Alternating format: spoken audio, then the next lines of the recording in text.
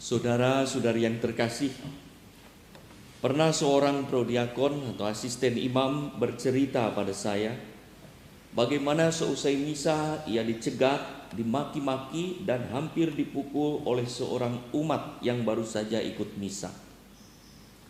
Saya berkata, bagaimana mungkin terjadi? Orang yang tangannya baru saja menyambut komuni tubuh Kristus yang kudus, seketika itu juga mau dikotori dengan memukul. Itulah masalahnya, katanya. Waktu ia tidak menerima komuni. Waktu saya mau bagi komuni, saya berkata tubuh Kristus. Ia tidak menjawab, amin. Lalu saya yakinkan dan saya ulangi sampai 3 kali, tubuh Kristus. Ia diam saja, tidak menjawab amin. Karena tidak menjawab amin 3 kali, saya suruh pergi dan saya tidak beri. Maka akhirnya saya dicegat seusai misa. Saudara-saudari yang terkasih, diamini atau tidak diamini, diimani atau tidak diimani, tubuh Kristus tetaplah tubuh Kristus. Hosti yang sudah dikonsekrir adalah tubuh Kristus, tidak tergantung pada iman seseorang dan siapa yang membagikan. Maka tidak semua orang boleh menyambut komuni. Hanya mereka yang mengimani serta telah dibaptis secara Katolik dan mendapat pembekalan yang cukup serta menerima komuni pertama diperkenankan menyambut komuni sampai yakin bahwa roti itu adalah tubuh Kristus, seperti yang Yesus katakan dalam Injil hari ini, kamu akan makan roti ini. Roti ini adalah dagingku. Orang yang menyambutnya bersatu dengan Yesus, yang mendorongnya berkomunio dengan sesama umat, maka menyambut tubuh Kristus disebut menyambut komuni. Ada semangat, ada persatuan dengan Yesus, tetapi juga mengajak berkomunio, bersatu dengan sesama umat, yaitu gereja yang adalah dalam bacaan pertama hari ini nyata, yang adalah tubuh mistik Kristus. Yesus mengatakan kepada Paulus yang menganiaya pengikut Yesus, yaitu gereja, sebagai menganiayanya, mengapa engkau menganiaya aku? Siapakah engkau, kata Saulus. Yesus menyatakan, akulah Yesus, akulah Tuhan yang engkau aniaya. Disitulah Yesus menyatakan diri bahwa gereja adalah tubuh mistiknya. Maka ketika kita menyambut berkomuni, menyambut tubuh Kristus, berarti adalah juga dorongan kepada kita untuk berkomunio, bersekutu, berkomunitas dengan sesama umat. Saudara-saudari yang terkasih, anak kecil yang meminta bagian komuni kepada orang tuanya, janganlah diberi. Tetapi ajari dengan lembut, agar anak memahami bahwa komuni itu bukan makanan biasa, bukan snack, bukan kue untuk dicicipi, tetapi sungguh tubuh Kristus, sehingga anak mulai merindukan untuk segera tumbuh dan cepat menyambut komuni. Karena itu adalah tubuh Kristus, itu adalah Tuhan. Baiklah membawa anak-anak juga ke gereja mulai dari bayi, sehingga anak tumbuh dan memahami perayaan Ekaristi dengan utuh. Kadang saya diminta memberi tanda salib pada anak-anak bina iman seusai komuni. Mereka masuk ke gereja persis setelah barisan komuni selesai, antri untuk terima berkat. Dan setelah terima berkat cepat-cepat kembali ke kelas sekolah minggu. Saya berpikir, jangan-jangan kebiasaan ini membentuk nanti kecenderungan pada mereka ke gereja itu yang penting menyambut komuni. Datang terlambat tidak apa-apa. Kalau bisa datang setelah persembahan atau sebelum komuni, lalu menyambut komuni, pulang sebelum berkat.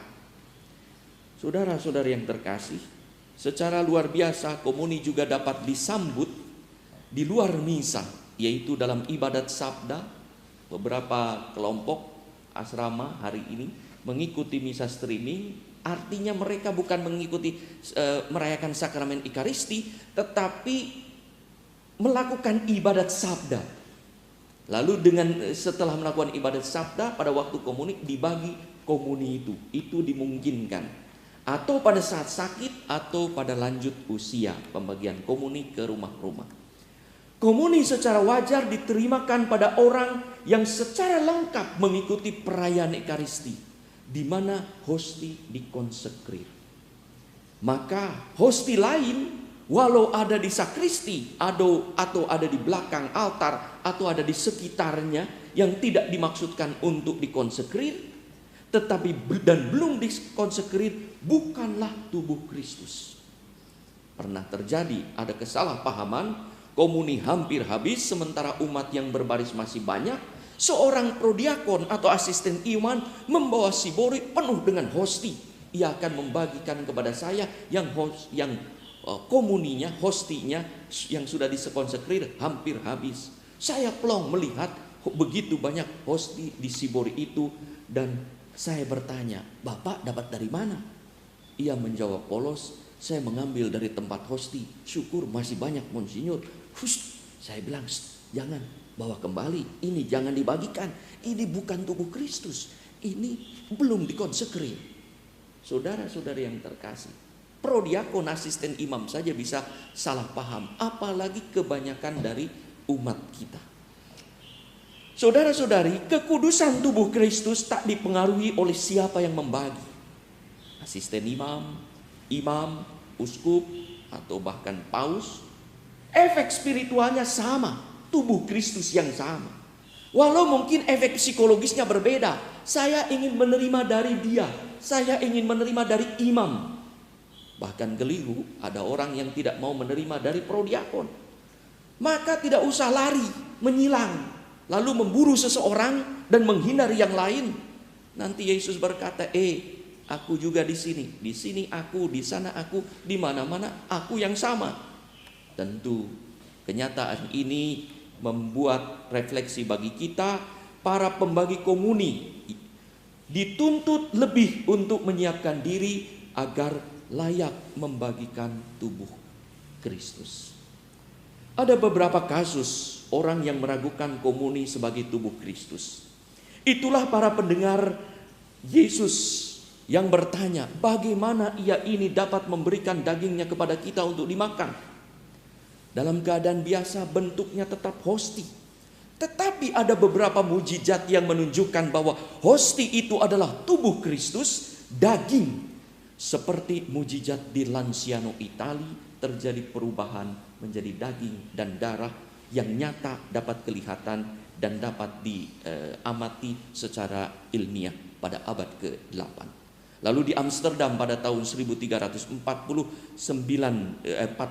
juga ada mujizat hosti. Lalu di Lenica, Polandia baru-baru tahun 2014 juga ada mujizat seperti ini. Saudara-saudara yang terkasih, seorang yang tidak percaya akan transubstansio, perubahan roti menjadi tubuh Kristus, menantang Santo Antonius Padua, apakah hosti yang dikonsekrir itu sungguh tubuh Kristus? Maka ia menantang beserta dengan orang yang tidak percaya, beserta dengan para pengikutnya yang tidak percaya juga. Mari kita tempatkan seekor keledai di tempat umum, kita ikat, 3 hari tidak diberi makan. Dan Santo Antonius membawa sakramen dalam sibur yang sudah dikonsekrir. Nanti coba lihat kemana keledai itu akan datang. Dan betul, setelah 3 hari diikat tanpa makan, keledai lapar. Maka orang yang tidak percaya itu menempatkan setumpuk jerami yang menggiurkan keledai itu. Dan keledai dilepas. Santo Antonius membawa sakramen Maha Kudus. Dan keledai itu karena lapar instingnya berjalan menuju jerami. Santo Antonius memegang sakramen Maha Kudus dan berkata, "Inilah penciptamu yang aku yang tidak layak ini memegangnya dan memerintahkan kamu, hai keledai binatang, datang menyembahlah ia." Keledai segera berhenti yang membalikkan badannya dan datang ke Santo Antonius, berhenti di depannya, menekukkan kakinya dan menyembah sakramen Maha Kudus. Orang-orang yang tidak percaya langsung bertobat dan percaya. Saudara-saudari, adorasi sakramen itulah yang akan kita lakukan hari Jumat ini juga, menyembah di hadapan sakramen Maha Kudus. Ada banyak mujizat dari adorasi Ekaristi. Kalau keledai saja yang kita anggap binatang bodoh, menyembah masakan kita yang dikaruniai Allah kemampuan lebih, tidak datang mencari, mendekati dan menyembahnya.